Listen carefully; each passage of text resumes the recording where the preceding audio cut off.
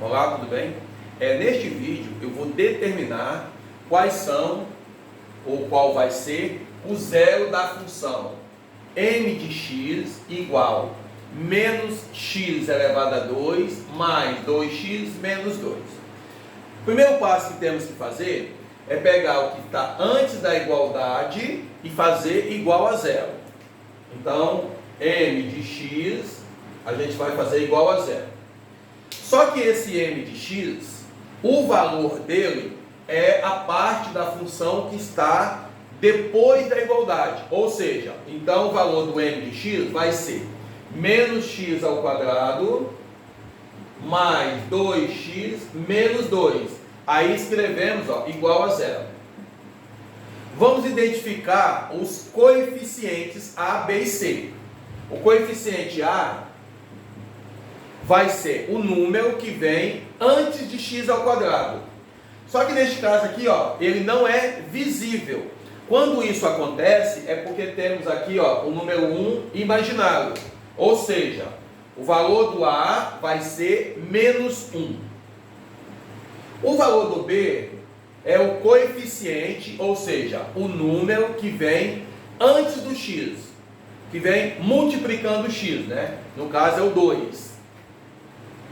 E o valor de c é o coeficiente que não tem a letra x, que neste caso é o menos 2.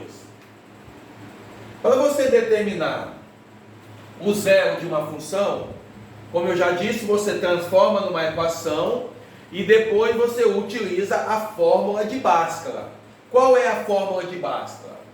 X é igual a menos b mais ou menos raiz de delta dividido por 2 vezes a. Então vamos aqui, substituir as letras, né, pelos seus respectivos valores. X é igual, menos b significa o oposto de b, né, porque o sinal de menos, ele é mais forte do que o mais. Então quando você tem o sinal de menos antes de qualquer coisa, ele vai mudar o sinal desse número. Então, se aqui é menos b, você vai pegar o oposto de b. Como o valor do b é 2, o oposto de 2 é menos 2. Mais ou menos. Raiz de delta. Só que a gente não tem o valor do delta.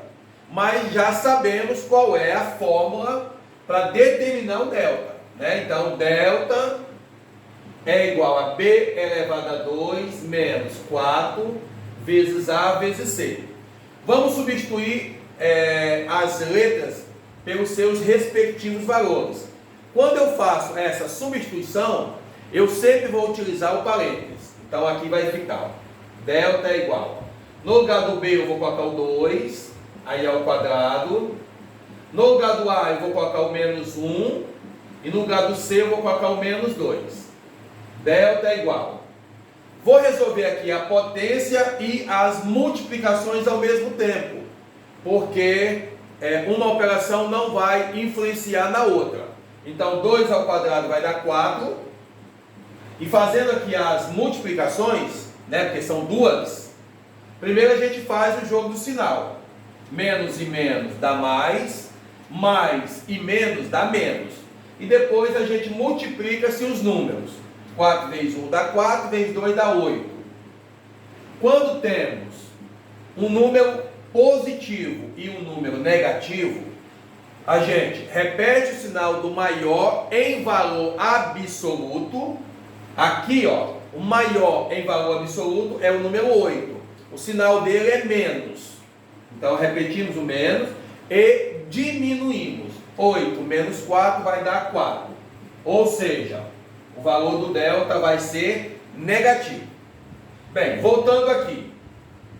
Raiz de delta. Só que o delta é um número negativo. E a gente e não temos raiz de número negativo. Então não existe dentro dos números inteiros a raiz de menos 4. Então não temos como continuar isso aqui. Beleza? Então todas as vezes que acontecer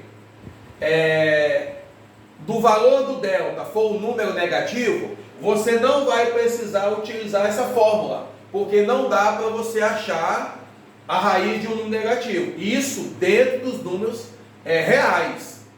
Existe um outro conjunto, que é o conjunto dos números complexos, que aí você consegue resolver. Mas isso você vai resolver, estudar lá no terceiro ano, quando você estiver trabalhando com números complexos. Então, todas as vezes que acontecer do delta ser um número negativo, você pode escrever o seguinte, ó: não existe raiz real. E aí a solução vai ser ou dessa forma, né?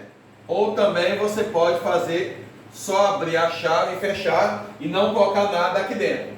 Então, neste caso aqui, ó, essa função, ela não possui o zero da função, beleza? Isso só vai acontecer quando o delta for um número negativo, beleza? Muito obrigado.